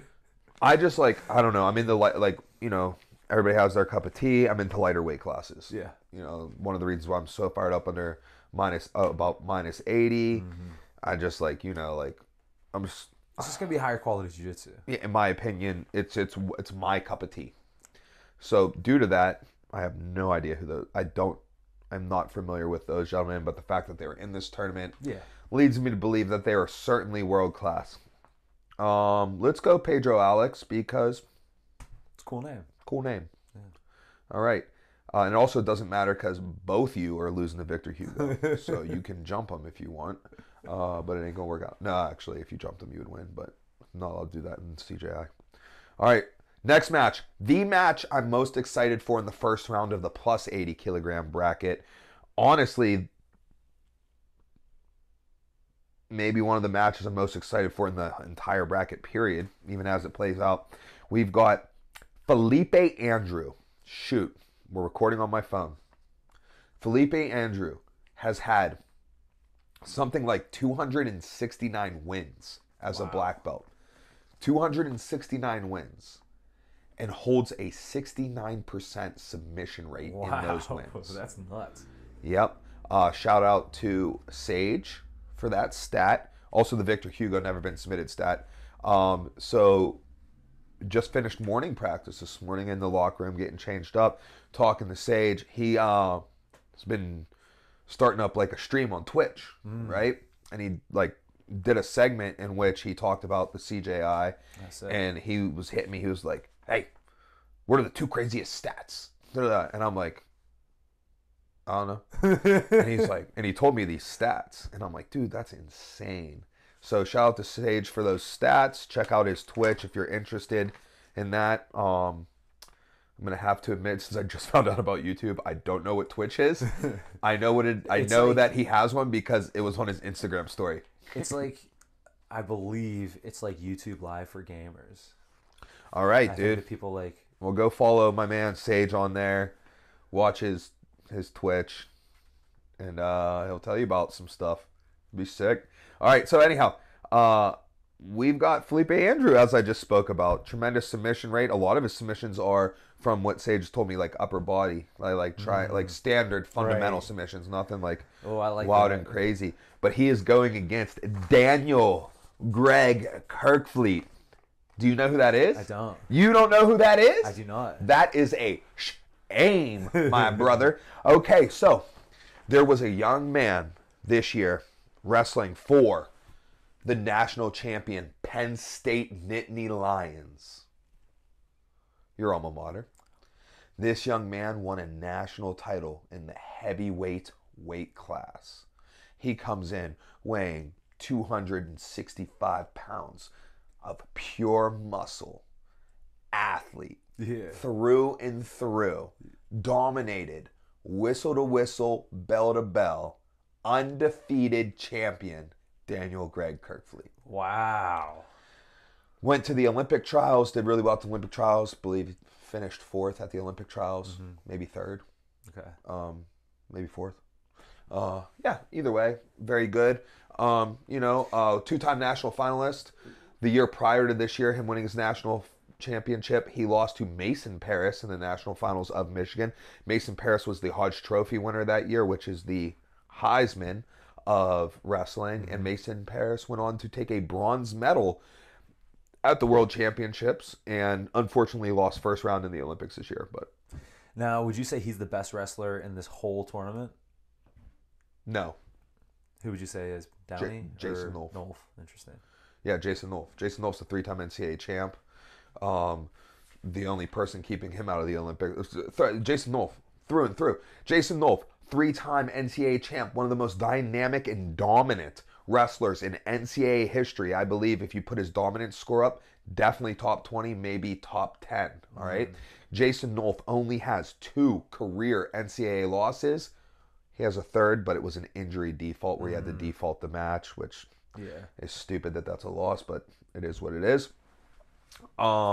Just an absolute dominant career. Since then, he has made tons of good international success, including losing to Kyle Dake this year, beating Jordan Burroughs this year to make the Olympic trials finals against Kyle Dake, and then falling to Kyle Dake in the Olympic trials finals. So he was our alternate for the 74 kilogram weight class this year for the Olympics that just happened. And Dake finished what, 2nd, right? 3rd. 3rd, that's right. 3rd. He got upset by the Japanese wrestler in the semis, 20-12. 20-12. Dake has never had 20 points scored on him in a single tournament, let alone a single match. He's known to just be a defensive powerhouse, and he beat that Japanese wrestler en route to his world silver medal last year. And it was weird too, because I was watching that match and I was like looking for something like, oh, something's wrong with Dake. Dude, we all were. Dude, we got during the match, I'm in a text conversation with Coach Ryan 3K and Jack Kinsella, and Ryan's like, something's wrong with Dake. He's got COVID. He's got COVID. No doubt. There's no doubt he's got, because he was like, I don't know. It was so I didn't see anything where I was like, oh, like his knees hurt or something. He just looked like he was just losing. Yeah. So the thing with it is, he's so good in front head in that head pinch position. Kyle Dake, we're talking. And the Japanese wrestler was getting in on that low single. I want to call him. I'm afraid I'm going to say his name wrong, so I'm just not going to even attempt his name. And someone pointed out, and I kind of saw it happening in the match, but someone took still frames of last year and this year. So last year, the Japanese wrestler was getting in on those single legs versus Dake, and Dake was tipping him, scoring him up. Beat him 6-4 last year, but had to score in like the last 30 seconds to win that match. So it was a close match. This year, he was getting the sole of his foot to face the ceiling. I saw that. They kept talking about that on like the... oh, did they? Yeah, and how he would take his shoe and like almost like heel hook hold it like against his chest. Yep. So it made that a preventative measure. Man, but yeah, Jason Nolf's the best wrestler in this bracket. But Kirkfleet definitely good. Honestly, dude, yeah, definitely really good. Honestly, so here goes the thing: like Kirkfleet's going to beat Downey in a wrestling match, 100%. Because Downey's not very big. But it's a size thing, right? I mean, like if you go credential wise, Downey's a world team member. Right. Credential wise, it depends on how you weight it. But in my weighting, credential-wise, Downey. That's okay. That's being what I a was world thinking team too. member. But the thing is like you got to look at Nolf, who's been stuck behind Burroughs and Dake, right? Goats. Yeah, exactly. He's been stuck behind goats. You know what I mean? Which Downey also stuck behind a goat, but that goat got injured. And then it's also then you have this question of like how good are they? So it's like John Fitch and like 20 whatever, whenever GSP was. Okay, here goes why I will give it to Jason Nolf. If it wasn't for Kyle Dake, because they still compete internationally outside of the Worlds, and Jason Nolf beats everybody. Yeah. You know what I mean? It's literally like Dake keeping him from it. You know what I mean? Yeah. So. Do you think they're like cool, like in real life? Or do you think he like low-key is just super salty about it? I don't think he's super salty about it. I think Nolf is like a fully like a true competitor. I think he's like, you know, salty in a competitive way, but not in a personal way. I don't necessarily like, I don't know them. I don't know if they're like boys, which I don't think they are. Gotcha. But like I think like Nolf isn't like, oh man, I hate that dude because he beats me. Yeah, he's too stoic for that. I think he's too pure of sport for that, right? Like, you know, he's just like get better. I think I think Nolf wants to be better than Dake, and have that be why he wins. And I think Nolf would rather, if he's not better, he'd rather lose it than, like, you know what I mean? Yeah. Like, I think Nolf wants whoever's the best to win. Right. You know what I mean? I don't think he wants to win on a technicality or win because someone's not there. Right. I think he wants to be the best. You know, so if he's not the best, I think he wants to not win.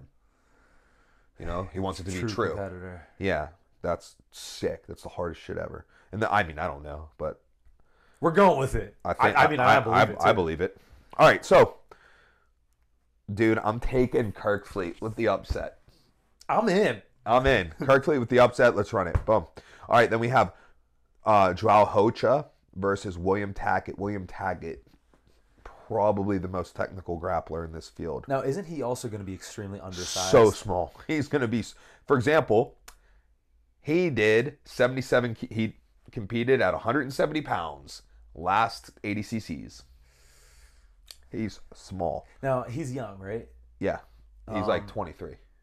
Okay, so still growing potentially. He's still small, dude. I watched him and that's Andrew Tackett's brother. Yeah. The older brother, right? I watched their YouTube stuff now that I found out about YouTube. Right. Yeah, I just watched an interview that they did within the last couple days, and he's not big. Craig, get these guys some D-ball. Come on. He's not what big. What are you doing? Incredibly technical. Rocha is huge. How much bigger? Man, I gotta imagine. If it's over 50 pounds. Over 50 pounds. I might have to go Rocha then. Man. Weight really matters. It really does. And let me ask you this too. I think I know the answer, but Hage, I assume, is like a big athlete. He's not like kind of like soft, right? Like no, he's like a big athlete, like strong man strength, right? Yeah. Yeah, I'm. You gotta go with Hage, dude. Man, I'm rooting for the little guy. Me too. I'm going Hage. I'm gonna go Hage. Hage it is. All right, so top quarter, we got Nicky Rod versus Owen Livesey. Nicky Rod through and through. They had a match at a quintet tournament in which it was a lot of pushing and shoving and stuff. But Nicky Rod's just a more complete grappler, in my opinion, and he's better in a lot of areas. So Nicky Rod to the semis. On the bottom side, we've got Luke Rockhold versus Kyle Boehm. I'm going Kyle Boehm. He's a really good jiu-jitsu guy. How big is he? Enough. Okay. 2 something. How old is he? I don't know. Late 20s. Yeah, I'm going to go with him. Yeah, all right, I agree. Top side quarter, we got Victor Hugo versus Pedro Alex. We picked Pedro Alex because his name was easier to say than Ignacio Santos, even though I just said that pretty well. Nailed it. Victor Hugo, 2 wins over Nicky Rod.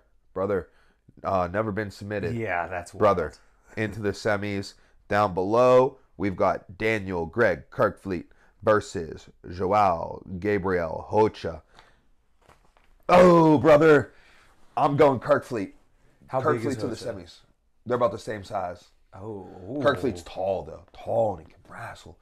And tall is actually interesting because I feel like being real tall makes bro, it I harder. honestly think if Kirkfleet beats Felipe Andrew, dude, here goes the thing. This is matchup based. Yeah, I got Kirkfleet. I think it. I think Kirkfleet. I think if Kirkfleet beats Felipe Andrew, he's going to the semis. Does he have really good hand fighting? Yes, Kirkfleet. Yeah. He's a national champion. I assumed as much. So I feel like if you have really good hand fighting, he's also an age level world champ, like junior world champ. Oh wow, okay. Oh man, that level wrestling. Plus, I feel like when you're long with good hand fighting, it makes like submissions against a wrestler really hard. If he beats Felipe Andrew, I got him over Joao or William Tackett, so I'm feeling really good about him going to the semis. Felipe Andrew is kind of like, that's a tough one to pick him over. but I did it. I'm in, dude. I'm in. The rule set, 3 5-minute rounds. That's what I'm going with. Also, listen, it's our show, dude. We don't have to pretend we don't love wrestlers. Yeah. All right. So yeah, it's our show. All right. Topside semi. Nicky Rod versus Kyle Boehm, in which I'm going Nicky Rod through and through. Nicky Rod, 2-time ADCC silver medalist at the plus 99 kilo. Mm-hmm. This is only plus 80 kilo, so you know what I mean. Yeah, he's just got the credentials. And he's such an athlete, dude. Such an athlete. Competes all the time. Mm-hmm. No rust on him. The only thing that I got a concern about Nicky Rod for, he's just had a baby. His wife had, or his girlfriend. So young baby Rod, 4 weeks old maybe. I know life's tough right now. Yeah. I know life's tough right now. Interesting. There's some chemical things that happen to you. It's not working in his favor. I want to see his whoop score. I want to see that whoop sleep score. I think that there might be some chemical things he could do to offset those chemical things. He's natty. Is he? Yeah, dude. Is he? Yeah. Okay. He got tested. Okay. He got surprise tested by, what's that called? More plates, more dates or something like that? Yeah, I know about that. But, he could have been clean then. Bro, he's Natty Rod. If you're taking, your nickname can't be Natty Rod. If you're taking bioidentical test, and then, you just happen to be, a little bit farther away from, an injection, and then you get this opportunity to take this test, all of a sudden as a surprise. And also, I don't think they're lying, but, who knows? It could have been, a day or two. I don't know. But regardless. Natty Rod, baby. Guarantee it. Natty Rod to the finals. I guarantee it. Then we've got Victor Hugo versus Daniel Greg Kirkfleet, in which I am absolutely going Victor Hugo. Yeah. A big guy, good all around, has a really good guard. That's a wrap for our Cinderella story for Daniel Greg Kirkfleet.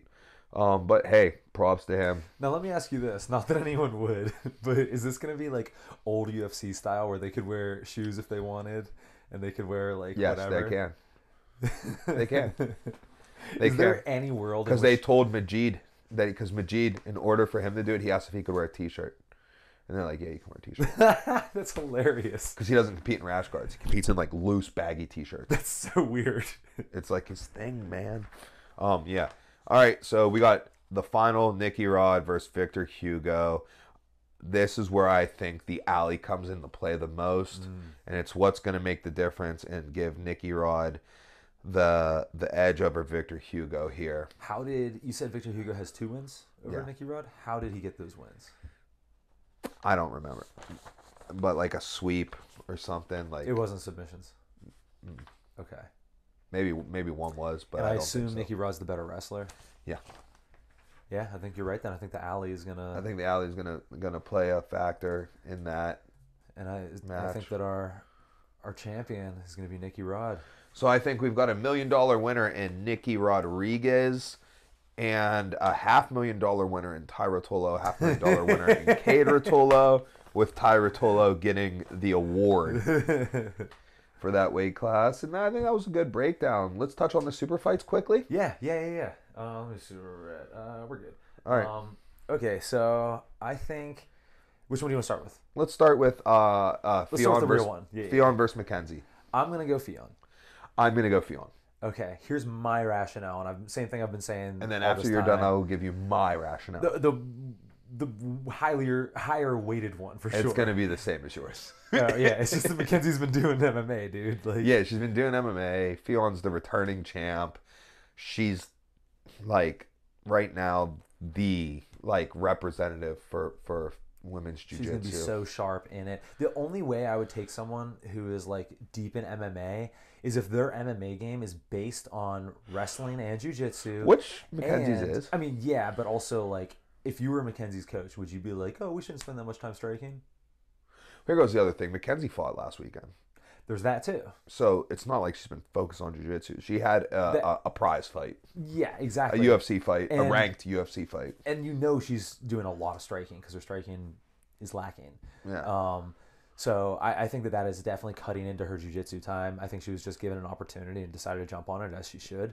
And she absolutely was a great in jiu-jitsu, so like it makes sense. But I just think she's slightly out of practice, Without a doubt. And the only way I would take someone who's been focusing on MMA is if, again, their style is based on explosive wrestling and grappling, and they are known for, even in MMA, being like a physical monster. You know what I mean? Like a Yoel Romero, you know what I mean? He's the kind of guy where I'm like, yeah, you could come back and still like dominate some grappling, you know what I mean? For sure. And Mackenzie is not like blasting doubles and just like stupid explosive. So yeah, I'm going Fionn. Yeah, I'm going Fionn for sure. Props to Mackenzie. It was Vince again. So we were at James Padmore's title fight in Philly. We were walking in. It's before Mackenzie it was like 4 days before Mackenzie got announced. Where it's like, oh, Fionn's doing a super fight, and we're like talking about it. We're literally walking into the casino, and I'm like, who they should get? They should get Mackenzie Dern. Oh, that's so. Yeah, but I've heard also after she was announced, I heard like other people like post like texts. Like I've seen like screenshots, of people like, wow, I said this. Well, I mean, if it's not her, who else makes sense? Right, like. I think she's by far the you know who for the name for the purpose of this CJI exactly. It's the name exactly. If it wasn't for that, I would say like maybe like a Brianna St. Marie, there's some other good competitors out there. I'm trying to think of like the weight classes. Like I don't know, you know what I mean, and like I'm kind of in jiu-jitsu, you know what I mean. So like if I don't know them, the regular person's not. So Mackenzie is perfect for that. The only other person who would make sense if they're doing a name is Gabby. Yeah. Well, do you think that like they're going after the regular person, or do you think they're going after the jiu-jitsu people? Because I think the CJI is going after the jiu-jitsu people. I think, and I believe Craig even said this, one of the reasons they're doing the 5-minute rounds and the 10-9 is to get MMA people in. So it makes total sense, because how many people are like, oh, I'm a fan of Mackenzie Dern, let's see how she's going to do. And then you see this girl and you're like, oh, Fionn's like super, super good, and like also like really likable.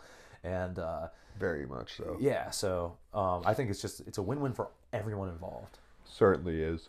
Okay, now the matchup that everyone wants: Craig Jones versus Gabby Garcia. So here goes the questions. How serious is Craig Jones taking this? I saw that there's money, that there's betting. I saw that Craig said that he offered her $1 million if she wins. Is that true? I didn't hear that at all. Okay. Here goes my thing. Like, she's got no shot at beating Craig Jones. Yeah. No shot in hell. The question is does he decide to carry for a little bit, or does he go for the fastest finish possible? I think he carries. You think he plays around a little bit? And let me ask you this. Is there a point, how far would he have to go in playing around to where he could actually lose? He could give her something, like, and then she could take it home. If he gives up his back, is that enough? No. If he gives up that's all I got. I don't see him losing any other way. I mean, I feel like he could start in a fully he could locked... give his arm, leg, like... I feel like he could start in a locked out armbar or a locked in heel hook and get out. He could absolutely not start in a locked out armbar and get out. You don't think? No, she just break it. I guess. A locked out armbar, all that requires now is hip elevation for the break. Yeah, I was just imagining him just... do you mean this? Like, can he do this? It doesn't matter. Craig Jones is going to win this match. I don't think he's going to troll enough to, like, lose. Okay. Because there is betting on it. And right. I think that takes away from the validity. Yeah. Like, I think I saw someone place a bet in which he had to win by, like, leg submission or whatever. And stuff like that. So I don't think he'll lose. But, I mean, also, knowing Craig Jones, like, or I guess, knowing about Craig Jones, nothing that he does, like, could surprise me. You know what I mean? Like, he's a wild boy. He's a wild boy. I mean, it's not a competitive match. You know what I mean? Like, Craig Jones is one of the best in the world. Okay, so here's the question: does he sub her? I think we're both on board that he's gonna win. Let's try to give a real accurate prediction then. If I just had to toss something out... I can't give you an accurate prediction because I don't know what he's going to do. If he wants to sub her in under 3 minutes, he will. You know what I mean? If that's his goal. I think he heel hooks her in the first round. Okay. But if he wants it to go to the second round, then it will. Right, yeah. You know, it's whatever he does. Is he trying to put on a show for the fans? Exactly. Is he going to do carry some cool it? moves? Yeah. Is he going to carry it? Right? Like, I don't know what he's going to do, so I can't, like, make an accurate prediction. That's what makes it fun. Yeah, so my prediction is he's going to take her back and finish her from the back. Oh, interesting. Okay. I think he's going to do that on purpose. Okay. I think he doesn't want to. I think, like, you know, the positioning is important. Yeah. And also, I think everyone expects him to heel hook, so yeah, I could see that. Yeah. Or maybe he'll do like a buggy choke or like something like goofy. Funny. Yeah. Something that he can just like make jokes about. Yeah. That's what I got for the Craig Jones Gabby Garcia match. You know, it's funny. That's what it's meant to be. It's funny. And it's bringing eyes to it. Yeah, and it's certainly bringing eyes to it. I think it's fantastic. You know, it's like notable. But yeah, let's talk a little bit about the schedule. So the CJI kicks off Friday evening. That's this Friday, August the 16th. On Friday, I believe they'll run round 1 and round 2. So we'll get through with their quarterfinals, potentially the semifinals, but I think the semifinals are being held for Saturday. And then it'll pick back up Saturday evening, in which they'll finish it off. The 2 semis, or I guess technically 4 semis, 2 per weight. The 2 finals, and then the 2 super fights. I mean, yeah, that would make sense because, like, there's no way they're only going to do 4 matches. Right, yeah, that's too short. Right, so, like, it makes it 8 matches now. So, yeah, that's perfect. So, yeah, that makes sense for that schedule. That would be Saturday, August the 17th to finish that off. And that day, on Saturday, August the 17th, ADCC will run the first 2 rounds of the women's divisions and the men's division. So we have 8 brackets running Saturday during the day, under 55 kilo, under 65 kilo, and over 65 kilo for the women, under 66, under 77, under 88, under 99, and over 99 for the men. Sunday will kick off the semifinals and the open weight for both men and women separately. Like, the women have their own, men have their own. And then the finals for all that will run down Sunday night. Now, isn't Gordon doing super fight Saturday? And he is. He's doing Sunday? A super fight Saturday against Felipe Pena, and he's doing the super fight Sunday against Yuri Simoes. That is the official. Wait, back up. The Sunday one is the official one. Yeah. Yuri won last time? Yeah. Yuri is the defending open weight champ. So the way it works is there's a super fight at ADCC that determines, like, the champion. Right? So, like, for example, this is Gordon's first time being the one in it, right? Andre Galvao was the reigning champion, and Gordon was the challenger last year. Right. How do you get to become the challenger? You win the open weight. You win the absolute. So whoever wins the absolute in 2022, Yuri Simoes, goes against whoever wins the super fight in 2022, Gordon Ryan, in 2024. And so now the winner of Gordon and Yuri will go against the open weight winner of this year in 2026. And last year, Gordon did plus 99. Okay. You can't do the open because then you would go against yourself. Yeah, exactly. Right? Like, if Gordon did the open and did the super fight and he wins both, then it's Gordon Ryan versus Gordon Ryan in 2024. There's the end. You just collapsed it. Right. So... so then the previous day he's going against Felipe Pena. And is that just because, like, that's a good matchup and Pena's beat him before? Yeah. And correct me if I'm wrong, but isn't that being slightly like, or seen slightly as like weird because they're making it for an official medal? And is that just to rack up medal count for Gordon? It's just to rack up medal count or to try to put some validity on the match, and the match is occurring to combat the CJI. Got it. If it was not for the CJI, I do not believe that match would be occurring. If it was not for the CJI, depending on Gordon's health issues, I believe he would just only do his super fight against Yuri Simoes, or if his health had been better the past X amount of years/months, I believe he would have done the plus 99 again. Because one of his goals is to get the most ADCC championships. Right. So that's why he's trying to knock out 2 a year instead of just 1. Because before you're the super fight champ, you can knock out 2. You can do your weight class and the open weight class and the absolute. Yeah, interesting. I don't know. I don't know how I feel about that. Well, so Gordon currently has 4. He's won 88 in 2019, but took silver in the absolute to Felipe Pena. Oh, okay. And then Pena went against Galvão in 2022. Okay, and that's lost. the year that Gordon won. And then that's the year Gordon won under 99 and open weight, so he became the 3-timer. So he's a 5-timer because then last year he won over 99 and the super fight. So he's got 5 ADCC golds. And what's the current record? I don't know. Okay. I don't know. Sorry. So here goes Andre Galvão. Andre Galvão, he won 3 of the super fights. Mm-hmm. So then he had to win the open class. So that's at least 4. And I'm assuming he won his weight class at least 1. So he's got at least 5. I would say 5. Do you think that this is Gordon's last run?